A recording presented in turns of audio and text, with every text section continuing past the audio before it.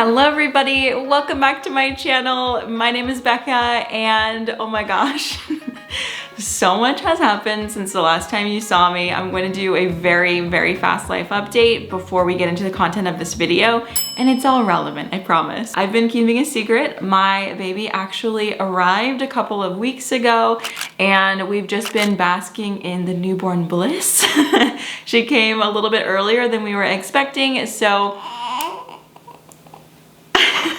she just couldn't wait to meet us, basically. But anyway, I just wanted to let you guys know that now that she's here, my uploads during my maternity leave are going to be only once a week. I'm hoping for every Tuesday. And if you want to support my channel, you know, going forward through my maternity leave, a great way to do that would just be to show up every Tuesday for my videos. They're gonna be primarily sit-down videos and stuff like that. I'm trying to keep things pretty loose and I don't know, not put too much pressure on myself. I didn't have the opportunity to pre-film as many videos as I wanted. I'm filming this while she's in my lap, and anyway, I'm just trying to keep things low-key so that I can have as much of a maternity leave as possible. So I'm still gonna be editing a little bit here and there, but breaking it down to one video a week is gonna give me a lot more, I don't know, free time to just be a mom for a couple of weeks and enjoy that maternity leave. If you wanna support my channel extra, I have a Patreon. I'm not gonna be very active on it during my maternity leave, but when I come back, I'll be much more active. And lastly, if you want to support but you don't want to give like actual money, you can just watch the ads that come up on my videos. Watching at least like 30 seconds of the ad usually will help. But yeah, so that's basically it. I want to thank you guys for your patience with me during the next couple of weeks as we transition and sort of learn how to be parents of our beautiful daughter. She's the best already. So anyway, that's it for the life update, and let's get into this very relevant video, which is how to prepare your plants for a big life change. So whether this change is moving, introducing a new family member, anything like that, you're going to be really busy or starting a new job, these are all tips that are going to help you get your plants prepared for that, because your plant routine is going to have to change. And that's okay, because our plants are fitting into our lives, so it's important that we mold our collections to be, my brain is fried. So it's important that we mold our collections and kind of train our collection to be a little bit better suited for us through our life changes. Okay, so my first tip for you, if you're expecting a big life change, is to repot all of the plants that need it. So I wouldn't suggest doing this like the day before you leave, but if you know that there's gonna be a life change happening in the next couple of months, maybe take the next couple of weeks to just repot things that are probably gonna need it in the next couple of months. That way they have time to adjust to their new pot before you have them adjust to an entirely new environment. I find that houseplants really aren't that touchy unless they're changing their environment like 180, like completely different. When I moved here, I did a lot of repotting just in preparation, and a lot of my plants did really well. Not a lot of them went through any sort of shock, which was really awesome. They did have an improvement of conditions, and I think that's probably why they did better when we moved here. But the point is, you don't want to be repotting plants just for your own stress levels. You don't want to be repotting in the days leading up to leaving because it'll stress you and your plants out. So if something is needing it, even in the next like 6 months, I would suggest just doing it now. It's not going to hurt the plant by giving it a new pot. I mean, most houseplants can tolerate their roots being jostled around a little bit. And if not, you know which plants those are, and you can sort of go at your own pace or use your own discretion to not do those ones, or maybe do them like way in advance so that they have time to get used to their new pot and then eventually their new home. My next tip for you for big life changes in houseplants is to downsize your collection. So I don't particularly love this one because I love all of the plants in my collection, and I didn't downsize when I moved to Missouri, and I also did not, I mean, I kind of downsized when, like in preparation of my baby coming. A lot of plants just kind of decided they didn't want to be here anymore, whether it was from my neglect or they just, something happened and I'm not quite sure. So if there's a plant that you are just not that in love with and you really wouldn't care if it lived or died, I would suggest getting rid of it unless you have the mental capacity to keep up with it once you're in your new life stage. For me, those plants kind of checked themselves out of the De La Hotel. if you will. But generally, if that didn't happen, I probably would have gone through and gotten rid of at least like 5 to 6 plants just to make sure that I had the mental space to take care of everything as much as it needed.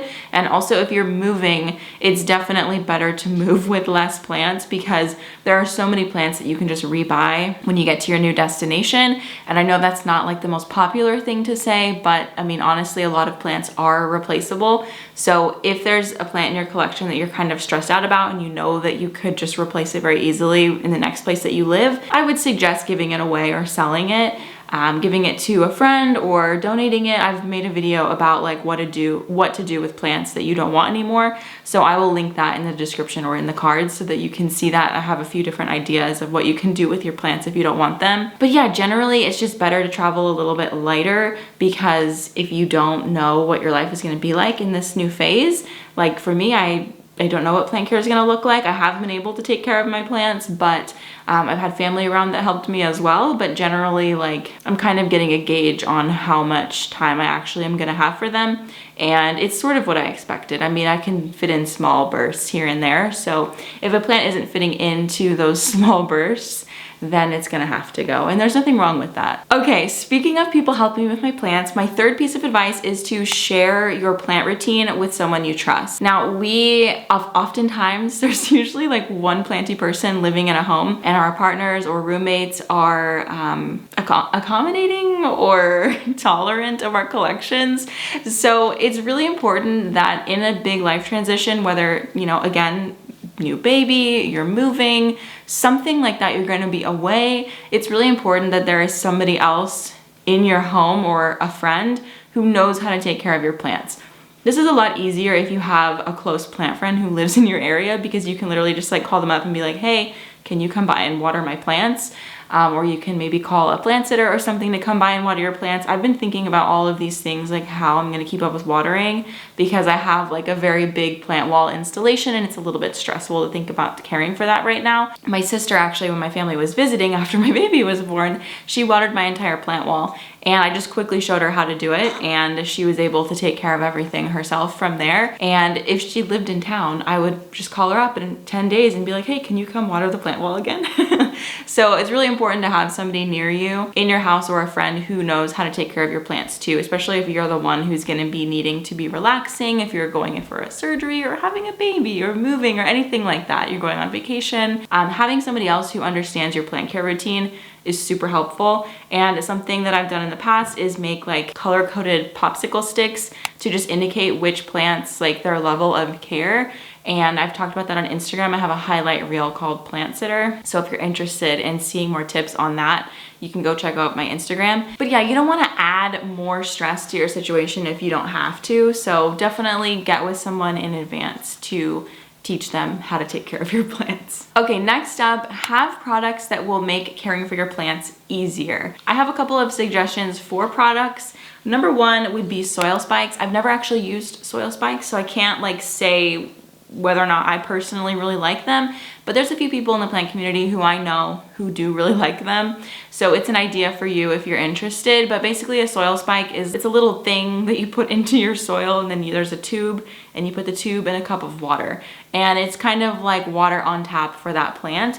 I don't think it's a great solution long-term because a lot of plants do need to dry out at least a little bit between watering and the soil spikes kind of don't allow that. So if you're going on a trip or for a short period of time, you're not going to be able to attend to certain plants, I think it's a really great idea. The next product is timers for your grow lights. This is like the number one thing because I am horrible at remembering to turn on my grow lights.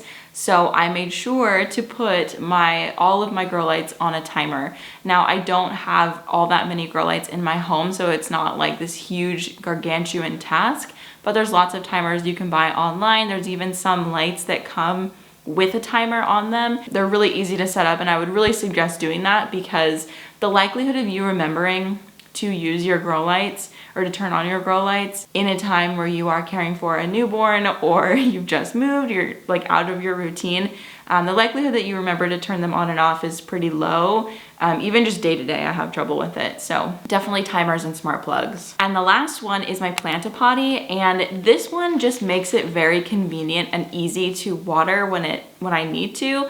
So what I've done is I've watered like 1 to 3 plants a day, not every single day, but if I notice, like I come into my plant room and I'm like, oh, that plant needs it and that plant needs it, I'll just pick out a couple of plants and water them on my Plant-A-Potty, and I can do that while my baby is sleeping for a few minutes. Like, it's not a big deal. She sleeps a lot right now.